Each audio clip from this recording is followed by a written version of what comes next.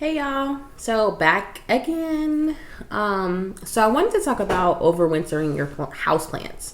So I know some people take their houseplants and they do place them outside on your balconies or your porch during the spring and the summer.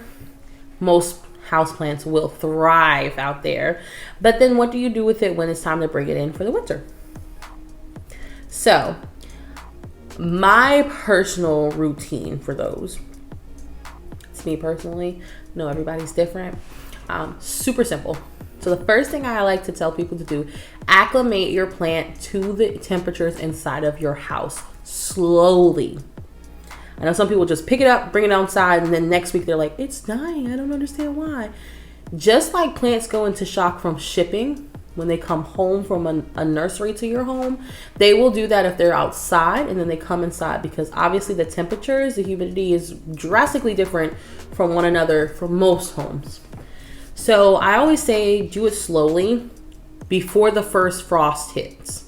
Obviously you want to bring them in before the temperatures go down into like the 40s and the first frost hits for some plants. So yeah, bring them in a little bit at a time. So maybe you bring it in for like an hour one day, and maybe the next day it's 2 hours. And then you build up to a 24-hour period.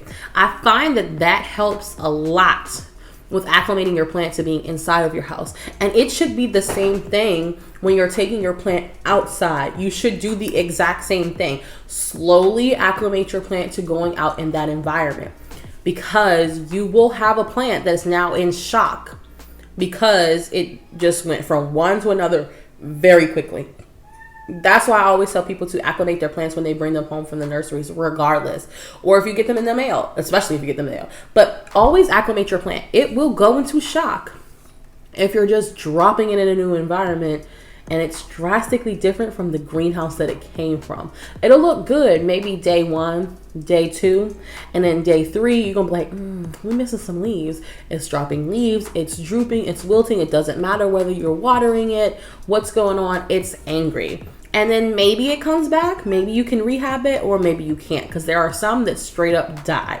Most of them you can rehab, most of them you can't. But yes, so acclimate your plant slowly into your new environment. First, foremost, most important, take a look at your lighting in your house. That's the next thing. You want to try to mimic the lighting that your plant had outside, inside your house. So maybe you have a bright window you can sit it near. And if you don't have a bright window, then consider getting grow lights. You can even grab grow bulbs and put into your standard lamps around your house, so that you don't have to buy an additional light. Just buy a different bulb and sit your plants near those. And make sure that your plants are getting enough time under those lights. Now, I always suggest getting full spectrum lights. Your plants will appreciate it. So, on top of lighting, on top of temperature in the environment, one of the things that I always wanted to tell people is to preventatively treat your plants for pests. They've been outside in the wilderness, hanging in the streets. So you don't want to bring those pests into your other indoor plants if you already have some indoors. And you don't want to then create an infestation inside of your home. I personally, there are people that don't go by this. There are some people that say no. I create a mix in a spray bottle. This has got neem oil, water, and pure Castile soap. So like Dr. Bronner soap. And I mix it up and I just spray it on all the plants and across the top of their soil. And then I probably do that like twice a week for at least like 2 weeks.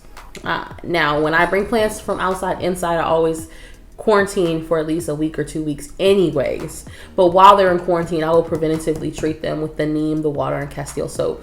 That way I have peace of mind. I'm not bringing any additional critters in from outside. You're talking about your mites, your thrips, your mealies. We're not bringing those things in. And if you are, you're taking them out. Most of them. Because some of them you got to do an extra step. But if you're not seeing them, you're most likely good. Usually if you're seeing them, you need to treat specific to what the pest itself is for that plant and keep it in quarantine until you are 100% sure that plant no longer has that infestation. And that may be 2 weeks, that may be 3, that may be 4. Whatever you need to do, keep it away from your other plants, because most of those pests will jump from plant to plant.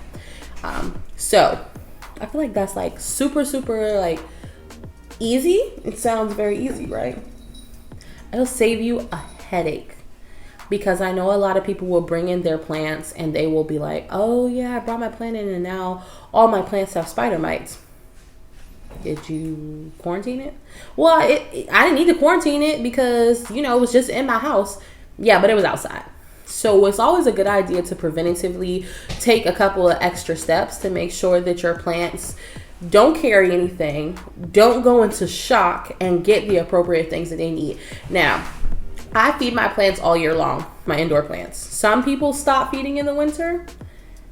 I find that I don't know, my plants love it. So even if I just don't feed as often, so maybe feed every like 2 to 3 months versus feeding every month, I still feed them over the winter. I haven't had any issues with that. I know that there are some people that feed all year and some people that do not, and they live by that because they are mimicking the environment outside. Like if the plant was not getting fed over the winter, I'm not that person. So it's up to you. Again, personal preference, your plant, your world. Whatever works for you and your plants is what you want to do. So acclimated to the temperature and the humidity slowly. Even if you have to take like a week or 2 weeks to do that, start doing that in the beginning of the fall, when you know you're about to get that cold weather snap and you'll get that 40s at night. Start prepping for that. Finding a space for your plants that's going to give them enough light, or providing them an alternative to the light. Making sure that you preventatively treat for pests. And then figuring out what your feeding schedule is going to be. And I feel like if you follow those like general rules of thumb, you will have less plants that will go into like that shock when they come inside, and they will thrive through the winter. And then when the springtime comes around, you drop those bad boys, just right on out there and let them thrive, and then do it all again. And also remember not to be like me and collect 80,000 plants inside and then go, what do you do with the plants that are outside again? Yeah, don't be. Because that's why I'm always in trouble with my husband, because he says I'm trying to make a rainforest. So,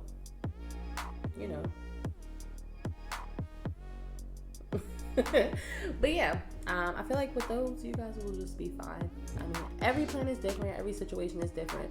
So this is just a general synopsis of the situation. Yeah. So if I missed anything, if you guys have any tips, anything, like, comment down below. Hit the subscribe button, like it, share it. I love it. But until next time, guys, peace.